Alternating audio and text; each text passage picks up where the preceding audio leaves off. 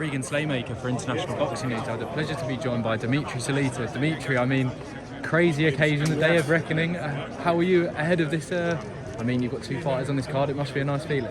I was tired when I first landed, but then I walked into Wembley and I saw this huge poster, and that gave me the boost that I needed to wake up. So I feel incredible. As I've said for every interview today, I love being in the UK for big fights. There's nothing like it.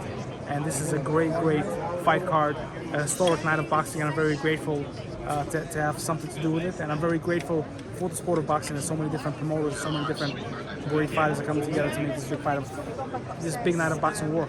And that's what we need for the sport to grow. Definitely, you've mentioned to myself and you mentioned to my brother before as well, inclusivity is important. Exclusivity will kill the sport of boxing. You've got obviously Jarrell Miller fighting Daniel Dubois, who's a Queensbury fighter, and then you've also got Otto Wallin fighting Anthony Joshua, matchroom fighter as well. This only shows that promoters are listening to you and putting these fights on it, and it makes everything better. Well, next week I have Shohagon Ergashev fighting Matias for the junior welterweight world title. Then we have Senec Beko fighting David Morrell for the middleweight world title. So I've shown consistently the ability and the desire to work with every promoter in the sport, and I believe that we represent the fighters, and we have to deliver the biggest and the best opportunities for the fighters, and really for the broadcaster as well. And people tune in, and fighters benefit when they compete, and when they compete with interest for themselves and for the fans. You know, when I grew up in New York City, we used to go to national boxing tournaments. Guys that would later on go on to be top contenders and top world champions would fight each other in the quarterfinals, semifinals, finals, and first finals, because they were kids, they were hungry, we were kids, we were hungry to win, to get a trophy, and to move on to the next level. It's that competitiveness, the desire to be the best that drives you. And on this card here, this is what we see. We see a resemblance of that, of the best fighters from the world coming together to prove and show that who's the best, and that's what's going to make the sport grow. Definitely, I do want to touch on the first fight and the headline main event, which has one of your fighters on it. Otto Wallin is fighting Anthony Joshua. I mean, you have been calling for this fight for a long time, and obviously it's one that you're confident that Otto could do the business of. Otto showed that he's a world-class fighter in his fight against Tyson Fury.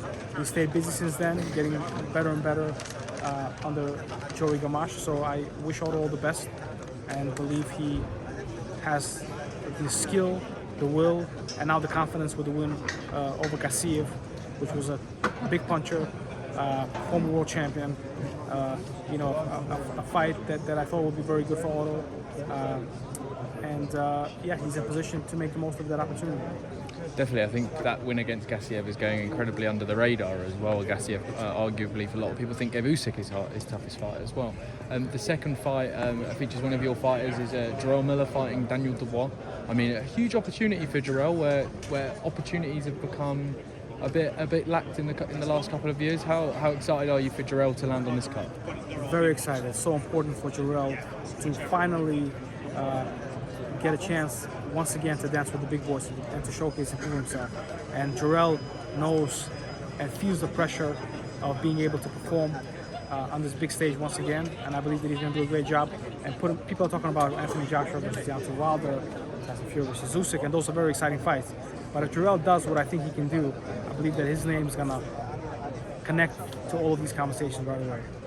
Definitely, and especially with the way Daniel Dubois, I know he lost against Alexander Usyk, but his performance, his stock only rose. I think if Jarrell Miller can go in there and do the business, it catapults into a world title shot.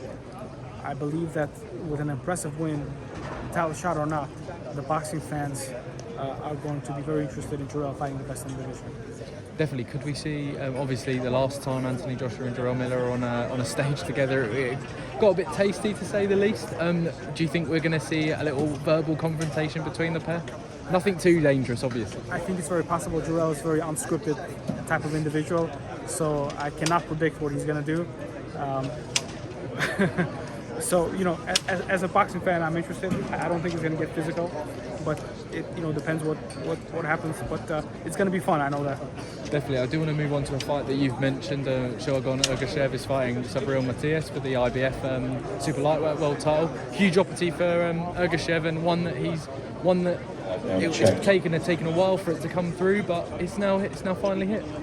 Yes, Ergashev has been one of the most avoided fighters in the division, and he's finally getting the opportunity to showcase and for people to see if he's the best against one of the best in the division. So he had a great training camp with Sugar Hill Stewart at Field Chambers in Florida. He's been training in the United States for a long time, for years, and he's very popular in Uzbekistan. Has 2.7 million followers on Instagram. When he fights, the country's celebrities and folks from the government celebrate and talk about it. So he is a big deal, and him winning this title would be absolutely amazing and sensational. And I believe that he has very many similarities to Manny Pacquiao, coming from a small town in Uzbekistan, not really a boxing capital, and believing in himself and working hard, eventually come to the United States and making a name for himself. So this is a big, big night for him, and history is on the line.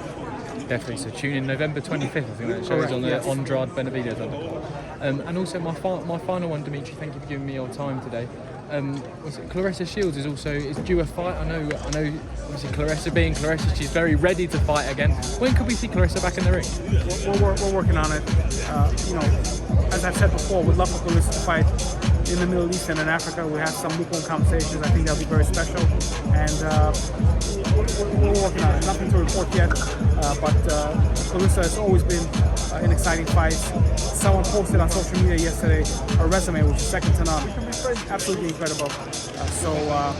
Very excited about it. Yeah. Lovely. Dmitry Salita, thank you for talking to International Boxing News once again, and best of luck on this historic occasion as well. Thank you. I look forward to it, man. Thanks, man. My best to your brother.